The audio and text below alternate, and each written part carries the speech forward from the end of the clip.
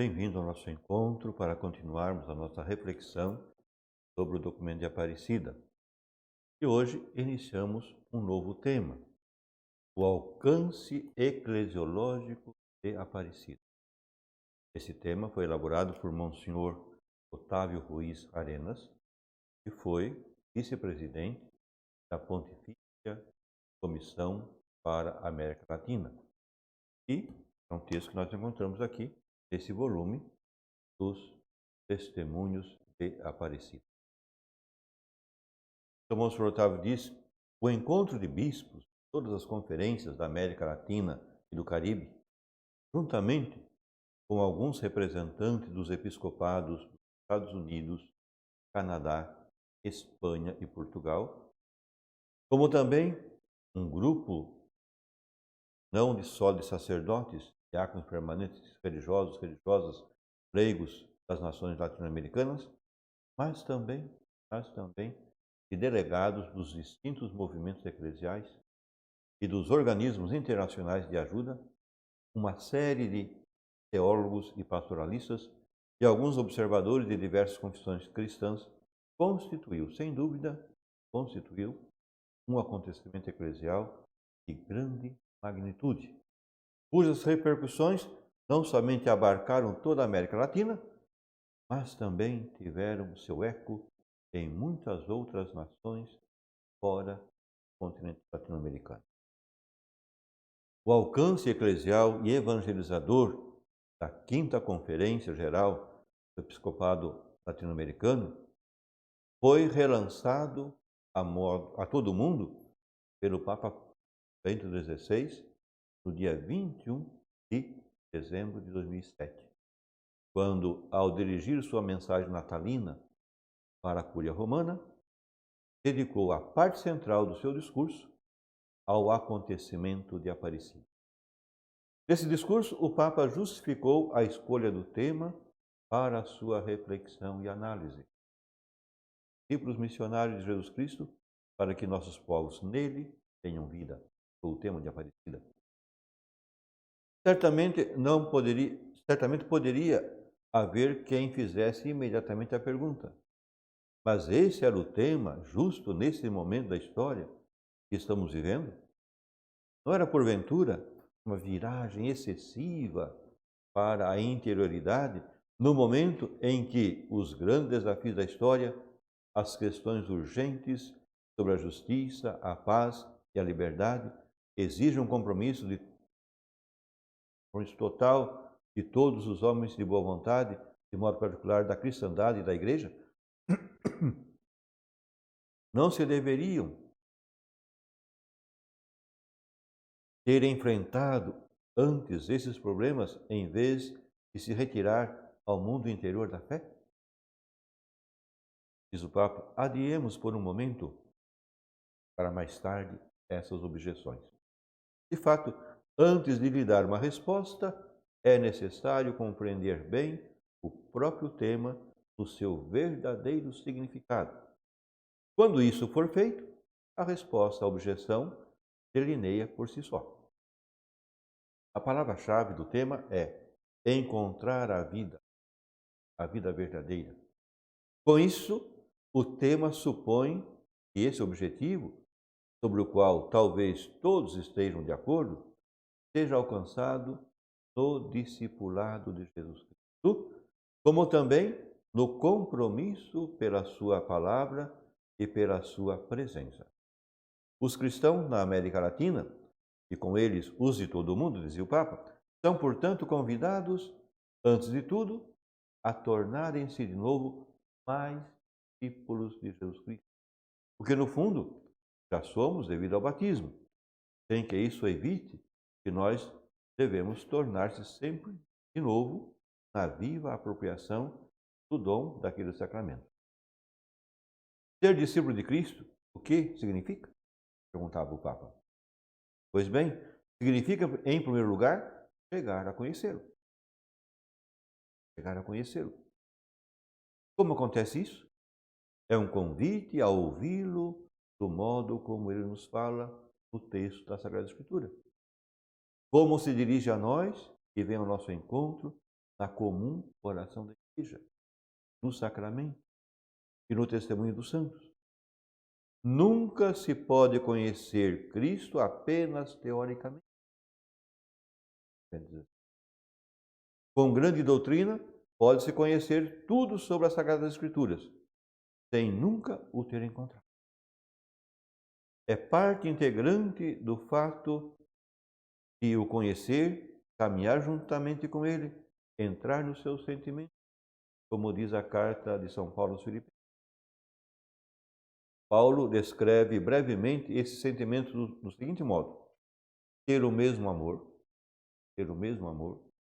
formar juntos uma só alma, estar de acordo, não agir por rivalidade nem vanglória, não tendo cada um por finalidade apenas os próprios interesses, mas os dos outros. Filipenses 2:4. A catequese nunca pode ser apenas um ensinamento intelectual. Deve tornar-se sempre também um exercitar-se na comunhão de vida com Cristo. Um exercitar-se na humildade, na justiça, no amor. Só assim caminhamos com Jesus Cristo, pelo seu caminho. Só assim se abrem os olhos do nosso coração. Só assim aprendemos a compreender a Escritura e nos encontrarmos com Ele. O encontro com Cristo exige escuta. Exige a resposta na oração e em praticar o que Ele nos diz. Com o conhecimento de Cristo, chegamos ao conhecimento de Deus. E só a partir de Deus compreendemos o homem, o mundo que de outra forma permanece uma pergunta sem sentido. Tornar-se discípulo de Cristo é, portanto, um caminho de educação para o nosso verdadeiro ser, para o justo ser homens. No Antigo Testamento, a atitude de fundo do homem em que vive a palavra de Deus era resumida com a palavra tzadik, o justo. Quem vive segundo a palavra de Deus torna-se justo. Ele pratica e vive a justiça. No cristianismo, a atitude dos discípulos de Jesus era expressa também com outra palavra.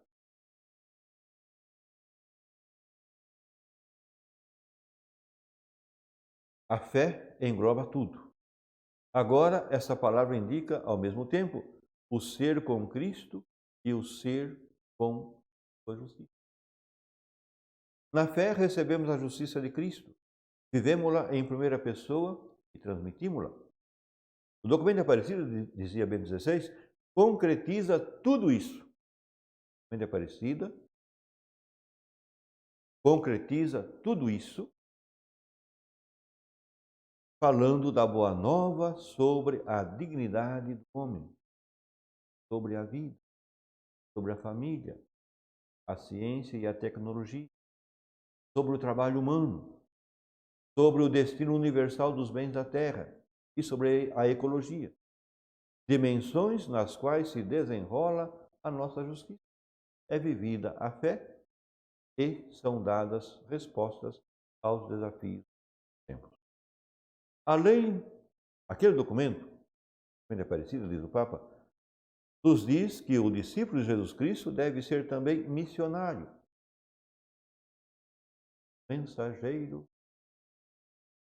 Também aqui se faz uma objeção. Ainda é lícito hoje evangelizar? Não deveriam antes todas as religiões e concepções do mundo conviver pacificamente e procurar juntas o melhor que podem pela humanidade, cada uma à própria maneira? Pois bem, é indiscutível que todos devemos conviver e cooperar na tolerância e no respeito recíprocos. A Igreja Católica compromete-se nisto com grande energia. Lembra Bento XVI que em Jesus Cristo surgiu para nós uma grande luz. A grande luz. não a podemos colocar debaixo do alqueire, mas devemos pô-la no lúcer para que ilumine a quantos estão em casa, como lembra Mateus, capítulo 5 do seu Evangelho. São Paulo esteve incansavelmente a caminho, levando consigo.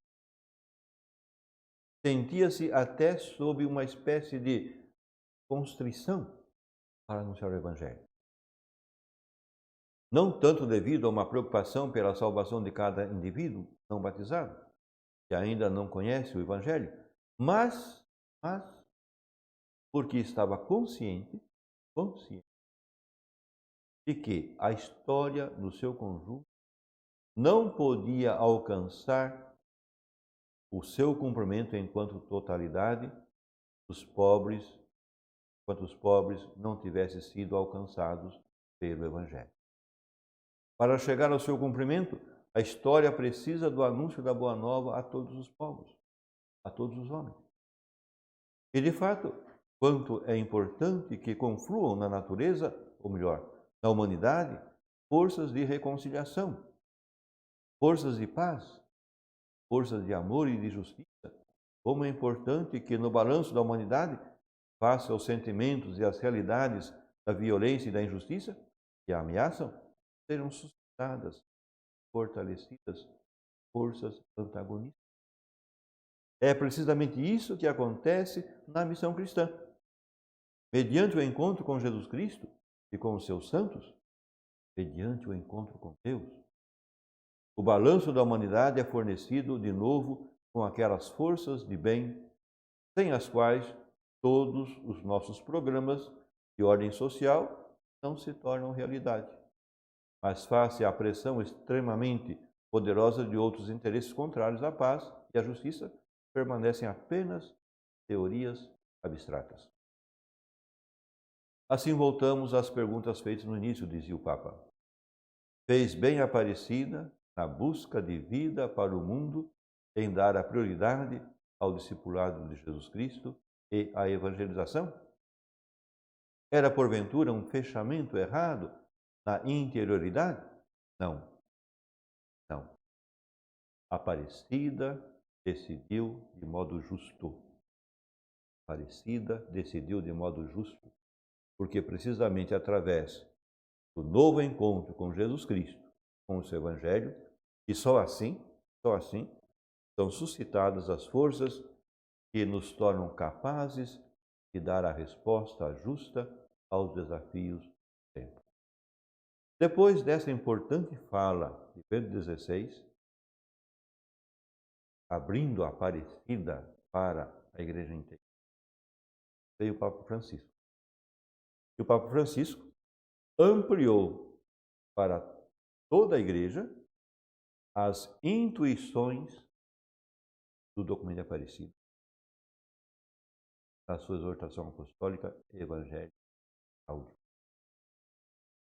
Evangelii Gaudium é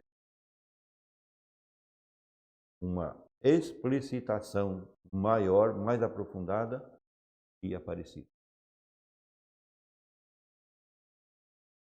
Aparecida é uma expressão de comunhão vivida. Quando a gente olha para o evento Aparecida, lá em 2007, e o que aquele evento produziu, nós percebemos com muita clareza uma expressão de comunhão vivida, histórica, a comunhão eclesial vivida. Na realidade, estamos começando a estudar e digerir a riqueza do grande acontecimento e vivência eclesial de Aparecida, como também de suas reflexões e conclusões. Porém, sentindo ainda a gozosa experiência de comunhão, de diálogo, de respeito, fraternidade, que vivemos participando da conferência. É o testemunho de alguém que esteve em Aparecida participando da quinta conferência. Ele diz: durante todo o tempo de sua realização, sempre existiu um grande ambiente de oração. e emoldurava todas as reflexões e discussões de grupos. Uma vez que, por uma parte, havia uma imensa quantidade de pessoas que em suas paróquias ou comunidades diariamente acompanhavam os por meio da oração. Por outra parte, pela atmosfera de espiritualidade e intimidade com o Senhor, que se vivia cada manhã ao celebrar a Eucaristia no santuário de Nossa Senhora Aparecida, e em outros momentos, nos quais todos os participantes nos uníamos no canto e na recitação de algumas partes da liturgia das horas. Esses momentos ficaram impressos em todos os participantes pela beleza de seus cantos, a alegria de suas melodias, a liturgia solene e impecável, porém com um tom americano. A presença permanente do Senhor em cada sessão e nos trabalhos de grupo foi o que permitiu tecer esse espírito de comunhão e participação entre todos os participantes da Quinta Conferência. Poderíamos dizer que foi uma experiência muito rica de comunhão com Deus.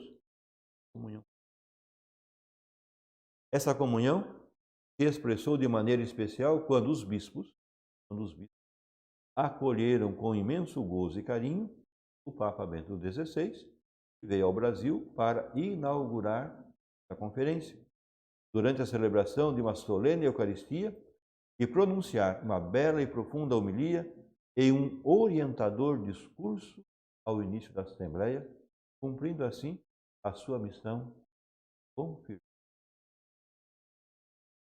Através de uma calorosa acolhida dos participantes de Aparecida, se expressava uma vez mais o afeto colegial dos e o respeito e sentido de comunhão com o Bispo de Roma, que tem toda a Igreja da América Latina e Caribe, que constitui uma de suas marcas particulares. As conclusões de Aparecida, então, não são apenas fruto de reflexões e discussões, mas também, e poderíamos dizer, sobretudo, de oração, fé vivida e de fraternidade compartilhada. Aqueles que em algum momento tiveram a tentação de pensar que a Aparecida ia se desenvolver em meio de grandes tensões, ficaram surpreendidos ao ver que o Espírito que reinou foi o mesmo que encontramos no livro dos Atos dos Apóstolos, quando narra a experiência do Concílio de Jerusalém, lá no capítulo 15. E que terminou com aquelas palavras tão eloquentes: decidimos o Espírito Santo. Essas palavras foram pronunciadas também pelo Santo Padre em sua homilia na missa de inauguração da Quinta Conferência, pois a presença do Espírito Santo, sua ação iluminadora e suave condução são elementos básicos para viver o mistério da comunhão. Assim o entenderam os bispos em Aparecida, que, ao introduzir a conclusão do documento final, recordaram essas palavras. Número 547, quem diz o nosso texto?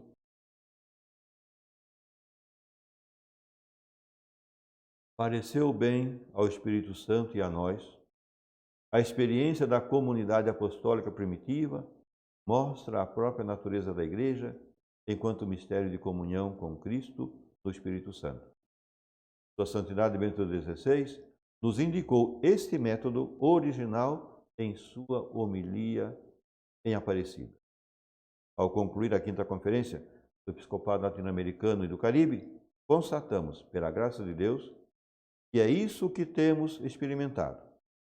Em 19 jornadas de intensa oração, intercâmbios e reflexão, de dedicação e cansaço, nossa solicitude pastoral tomou forma no documento final e foi adquirindo cada vez maior densidade e maturidade. O Espírito de Deus foi nos conduzindo suave, mas firmemente para a meta. É certo que não se podia pretender uma unicidade de critérios e pontos de vista nas discussões, pois era um total de 260 pessoas, onde cada um tentava contribuir na reflexão com respeito e com atitude de escuta aos demais. Porém, também com o modo particular de pensar, com a própria referência na diocese ou na ação pastoral desenvolvida nas comunidades, grupos ou movimentos. Isso explica em grande parte que o documento não seja homogêneo, que tenha repetições, acentos diversos e que os capítulos, ainda que tenham uma certa lógica e organicidade, percebe-se os sinais de diferentes mãos em sua elaboração. Apesar de tudo isso, o documento foi preparado em mais de uma semana e teve sua redação final em 3 dias. Mostra uma grandiosa unidade, que alguns chegaram a qualificar de milagre de comunhão. Ficamos por aqui. No nosso próximo encontro, continuaremos com esse tema, o alcance eclesiológico de Aparecida. Até lá!